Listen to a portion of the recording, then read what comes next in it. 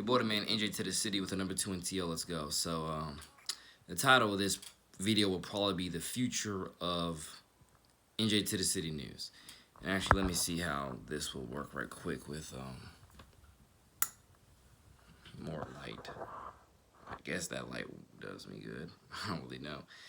The future of NJ to the City News. So the future of NJ to the City News, if you were to personally ask me, yeah, I don't really know how good or bad the lighting really is with this. But the future NJ to the City News, again, look it up on Instagram. That was my first ever Instagram account. And then I tried to do NJ to the City Music on another account that I created called NJ to the City Music, which now you can look up and type NJ to the City's Music Studio. But the most viable point to propose here, to put on topic here, is that NJ to the City News is covering a wide variety of things. I still have NJ to the City News I still have the NJ to the City News website. I just got to get back on that and start sharing that with everybody, because the point of NJ to the City News, one of the top points absolutely, is to give everybody another outlet, a viable outlet for the community at large, for us all to learn, build, and grow in Christ's name, which is literally why one of the top slogans for NJ to the City News is news that brings you closer to Jesus, because that's exactly the biggest focus point of the entire brand itself, is news that brings you closer to Jesus. I was gonna say, add the real part in there, but I'm like, let me not, tick too many people off with that, or let me not troll people with that part of it. Let me just put news that brings you closer to Jesus, and so on and so on. I want people to understand, my business, or my thing when it comes to what I love and what I do, is more than just sports. Because I do understand that I talk about sports a lot, where you probably think that's all Nate cares about, or that's not all Nate does, or that's all Nate believes in, or that's all Nate wants to watch. No, I support you with whatever in God's name that you're godly doing. From being an actor or actress, from painting, from drawing, sketching, designing. I support the intellectual kids. I support the mathletes, the athletes. I support literally God first, anybody and everybody, from whatever you're doing, of God first, whatever platform it is. The makeup artist, set design, costume design, theater production. You name the kids. You name the kids. You name the kids. You name the academics, the academies. I love and support all of you with everything that I got and what I got first do. And the future of NJ to the City the future of NJ to the City News is spread out across all that. It's more than just sports. It's more than just football. It's literally everything that I can God first put out there that's going to help everybody grow with Jesus, build with Jesus, find themselves in Jesus, through everything that I just named. All these academics, all these athletics, all these academies, you name it, And that's the future of NJ to the City News. That's the one of the top 5 reasons why I created it last summer to begin with, was for that exact reason. And I want to give people that other outlet for, again, what's hot in the community, who's next up in the community, especially regarding yours truly, of what I'm posting with my music and where I'm going to be and the people I'm supporting, and et cetera, et cetera. Just give everybody that extra outlet, that extra boost, that extra self-esteem, confidence, you name it. Let's do it. Let's build it. Let's own this. This is who I am and what I do.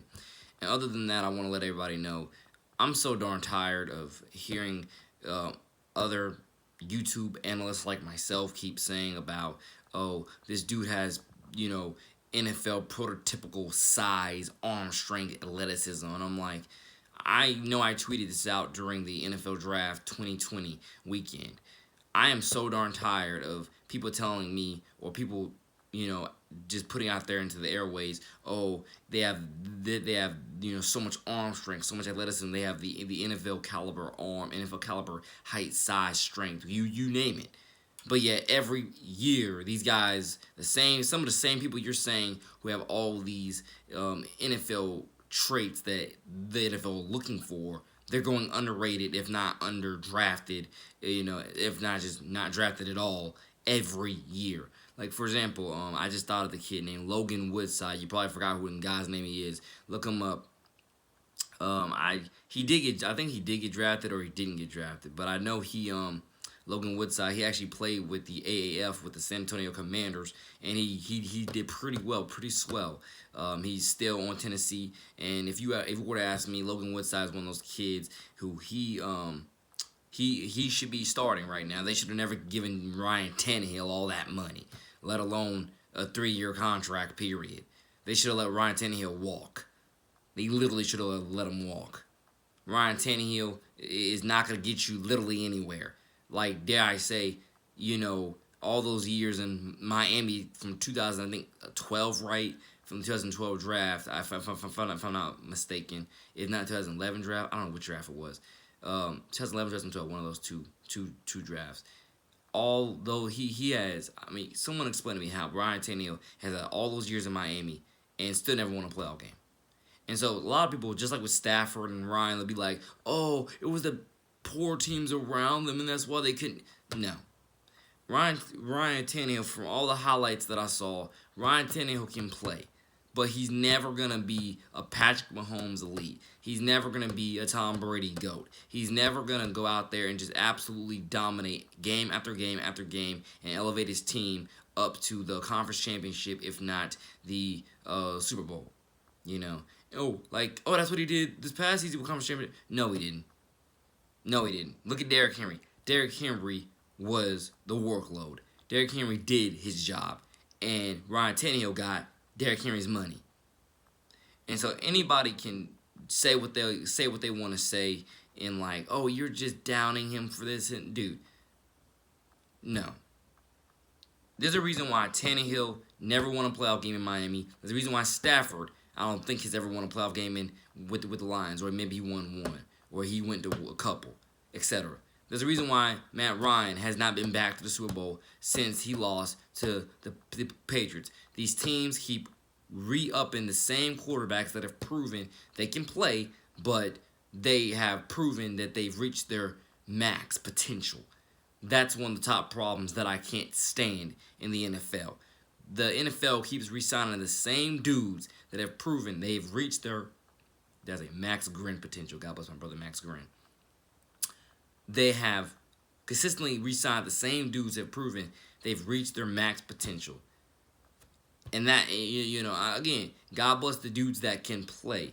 But I'm talking about with the quarterback position, there's so many guys, I'm telling you, they're being robbed year after year of opportunities because the NFL just these teams or whatever you want to call it keeps re-upping the same dudes that have proven they have reached their max potential. But that's my opinion. Nobody has to agree with it. It's not really look at the tape. It's more so study the records over all these years. And people were like, oh, it's just a team around Stafford. Stafford has had Calvin Johnson Jr. for how many seasons did he have Calvin Johnson Jr. for? And he's had a couple running backs, and more. So really at least for me, don't give me that excuse that Stafford's never had a team. Matt Ryan's always had a team, most definitely. He's always had receivers. He's always had a running back. So don't give me that stuff about these guys just haven't had teams around them. They've had teams, they just reached their max potential. And I think that, the Lions amongst what's his name? The Falcons are two of those teams. They're scared to get rid of the guy that's been there for the last decade and has reached their ceiling. They're afraid to get rid of those guys to start clean with someone else that's going to get them over that hump and win a Super Bowl. They're just afraid to. They are absolutely afraid to. And until they stop playing chicken, or stop playing duck, duck, goose and get to some chicken or whatever the case is, trust me, they will never win a Super Bowl. And it's not to say I'm rooting against these guys. No, I loved David Blau last year. He played, good enough, I think so. Not Gardner Minshew good enough, but he played good enough. Kyle Sloter should have never gotten cut. And I'm surprised that neither one of those teams, the Lions or the Falcons, drafted a quarterback in this year's draft. That's what I mean. These teams are not trying to win anything, if you were to personally ask me, and they're never going to excel. And that's just horribly what it is until they, I think personally they replace their starting quarterback. But that's just me. Welcome to Senior Borderman, NJ to the City out.